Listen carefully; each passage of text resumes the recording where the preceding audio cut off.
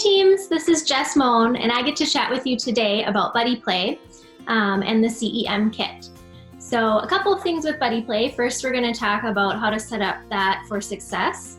And then after that, we're going to talk about the materials that you might use for Buddy Play. So how to set up Buddy Play. Super important to think about ahead of time are first, when in your schedule might it make sense to embed Buddy Play? And then after you've decided when might make sense, and be flexible. Try something, and if it doesn't work, try it at a different time. That's fine. And then really thinking about who are you going to pair up together. So which partners make sense together. And one day it might be these two students together. The next day you might change it up and have different students together so you're not getting buddy burnout. So really plan through what that's going to look like, and it'll help set that time up for success once you start with it. So then how do you actually get students together? So we have a couple of materials that we've provided in the kit that are options for you. Certainly not everything. You're going to find other things that work well, but a couple of ideas that we can provide you with. So these two puzzles over here, they're different matchups. They can be used to help with Buddy Play. So we have Things That Go and Dinosaur Friends. And what they do is there's two pieces and they go together to make a match. So what you might do is you have your two students in mind that are going to be buddies. You're going to give one piece, one the other piece, and you're going to do that for all the buddies in the class. And what you could do is maybe they just find each other and match them if that's the level that they're at. If you have a little bit more advanced skills you're working on, you might pass them out to all the students. And the students get up and have to find the peer that has the match. They might not know ahead of time. So then not only are they finding their peer, but in the meantime, they're having lots of different peer interactions with the other students in the class while they're trying to find their match. So that's one way with these two different ideas. Your kit also includes the dinosaur finger puppets. So as long as you get 2 orders of these, you'll have duplicates of each one. So you could do the same type of thing with this. Pass them out and students have to go around and find their friend that has the matching dinosaur. And then this is also a nice visual reminder to them that they're with their buddy that has the same dinosaur as them. Clothespins are another way that you could help pair buddies up together. We've seen some classrooms that glue the picture of each student onto their clothespin. So let's say my buddy is going to be Sally. Sally would get a clothespin that has my picture on it, and I would get a clothespin with Sally's picture on it. And so then during our Buddy Play, we could maybe put that to our clothes if that's helpful, and then it would be a visual reminder to me that, oh, Sally's my buddy, that's who I'm staying with during this time. So that's one way. Another way are really any matching cards that you have that you could pass out, and then students could find the one with the match. One example in your CEM kit, we have in the Goodnight Moon section some matching cards.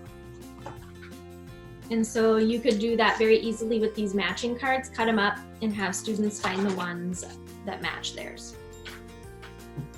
Another resource that's in your kit that's talked about are lanyards. I'm going to go ahead and share my screen and talk about one program in Minnesota from Kellier that have used the lanyards on a pretty consistent basis for Buddy Play.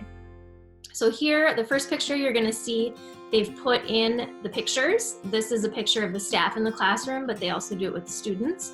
The second picture is a basket of all the lanyards and where they're kept, so they always know where they are. And then the third picture is an example of after their morning meeting or circle time, the staff member is handing out the lanyards to the buddies as they come up. And so they're putting on the lanyard that has their buddy's picture on it to remind them who they have. Then here, once they get their buddy, they're going to go out and they're going to do something together. So you can see a bunch of different examples on the screen here of different things that buddies are doing together. One example, the one that you'll see down at the bottom of them in the gym, on this particular day, they had their buddies, they got in the classroom, they held their buddy's hand and they walked to the gym together. When they got there, they sat next to their buddy while the teachers gave them some instruction. And the instructions for this Buddy Play were to have 1 ball per buddy, and then they kicked that ball back and forth. And so this was really working on not only buddy play, but it was also working on supporting a couple of the students in that classroom to work on the motor skill of moving their leg and kicking the ball and connecting. So they were able to do both of those during this time.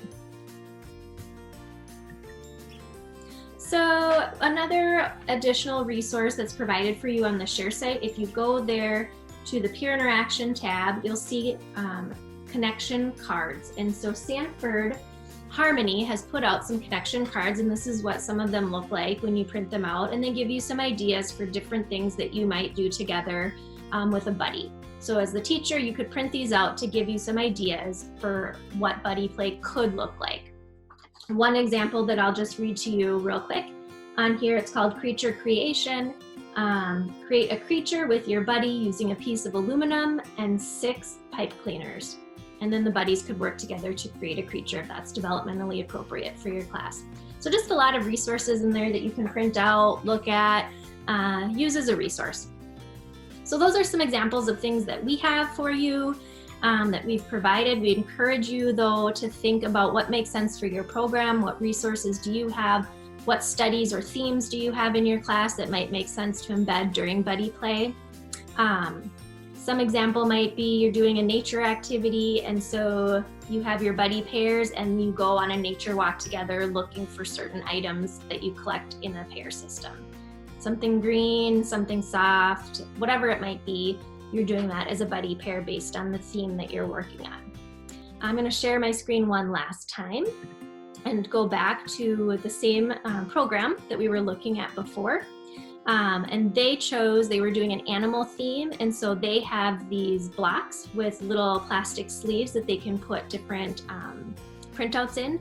And so they put different printouts of animals. So the buddy pairs each got a block and they got to roll it and take turns acting out whatever it was that came up. So this one says hop like a bunny. So then each pair got to hop like a bunny.